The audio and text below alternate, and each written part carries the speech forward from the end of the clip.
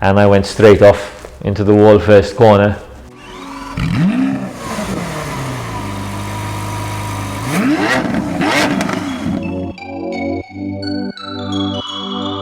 I'm Matthew Zammit, 44 years old. I've been racing since I was 18 with cars. I'm a mechanic. We service cars here and motorbikes. So basically it's my hobby, which turned then into my work. That's what I do for a living. It all started karting, younger than 18. First go-kart we bought and fixed. Then as time moved on, went into hill climbs where my family has always been racing. My uncles, my father, now all my cousins, so it's basically a family tradition. My biggest achievement has been coming first in class in the Debono hill climb 2018.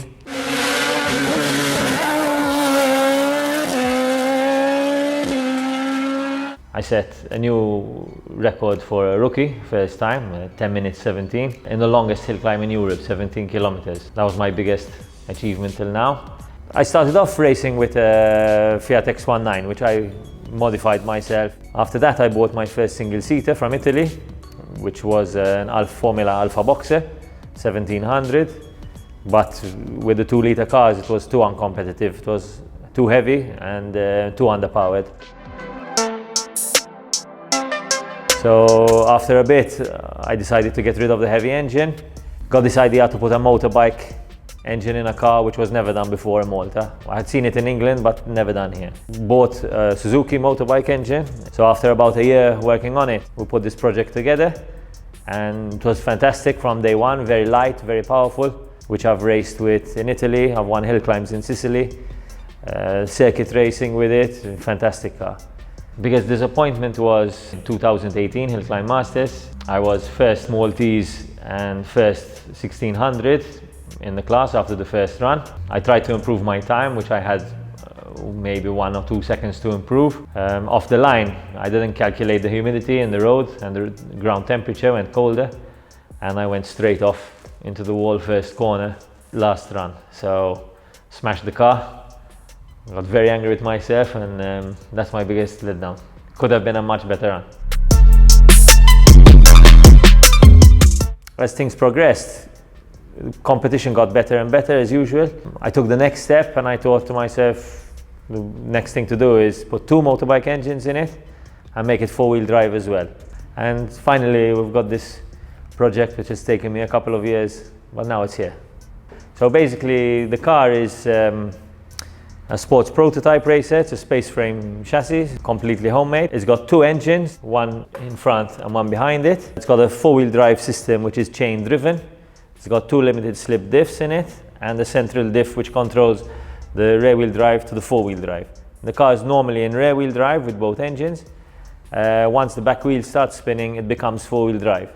So you're eliminating all the problems of a normal 4-wheel drive, a traditional one, and also you're keeping the weight down because you only have a few chains in it instead of big diffs and big prop shaft. Other than that, it's like every other racing car. It's got wings, it's fiberglass. Well, everything else is a pure racing machine.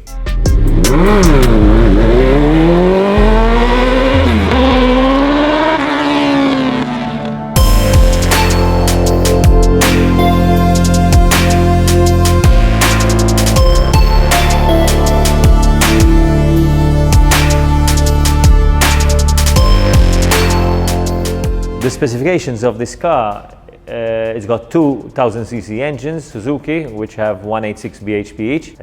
We're looking at around 515 kilos weight, but now as we develop the car, the weight's going to go down, the power might go up, but time will tell. Yeah, the engines rev 14,000, so we've got 14,000 revs from 2 engines. Right next to my ears over here, 2 exhausts. The advantage of this thing is that it has 2 clutches, 2 gearboxes, and being 4-wheel drive, you've got 4 shafts instead of 2, so the strain on everything is less. So the shaft doesn't have to be a nice heavy shaft, it can be 4 thinner shafts, because the weight and the power is distributed by 4 instead of by 2. There's less chance of chains ripping because there's a longer chain. While we were building it, the biggest problem we had with this car was how to deliver the power. from the back wheels to the front wheels, keeping the weight down. I came across a blog of an American guy called Palatov, Palatov. I followed his blog. He was building a Pikes Peak car, which eventually he won overall unlimited class in this Pikes Peak project. Similar to this, with one V8 instead, but also four-wheel drive. I ended up buying a special diff from him. It's a one-off special diff made in USA, and it's proven. It can take up to 800 Newton meters torque, so there's plenty there. And that's what now basically helped me solve this problem, which I had been trying to think about a year at least, how I'm going to manage to make it four-wheel drive, because we've never seen a four-wheel drive one like this before. The hardest part was finding time to put it together. You can imagine a project like this, which is a first. It takes a lot of trial and error, a lot of planning from before, where to put things, how things pass, how things fit. Everything has to be machined from nothing, because it's a one-off. Basically time was the biggest issue. And money, obviously. From when we first came up with the plan and we drew this car on a paper, it's been 8 years. 8 years have passed, but really and truly, there's about 2 years work in it. 2 years of every weekend work. I built my house in less time than that, so there's a lot. The car doesn't have an official name, no, but at the moment as it stands, it's an AMZ 284. It's an Alex and Matthew Zammit project, and it's a 2-liter, 8-cylinder, four-wheel drive. But the name will come, something will come up. The goal with this is to, obviously, to win overalls with it. The end goal would be to be racing in the Hillclimb Masters next year, in 2020, which we're planning next year to go under 10 minutes. It's possible to do it, because I've been there twice now and I know the road. If I can improve on my performance of last year in the Hillclimb Masters, that would be a fantastic goal, because it's a self-built rather than a factory-built car. And then we'll go to Goodwood after that.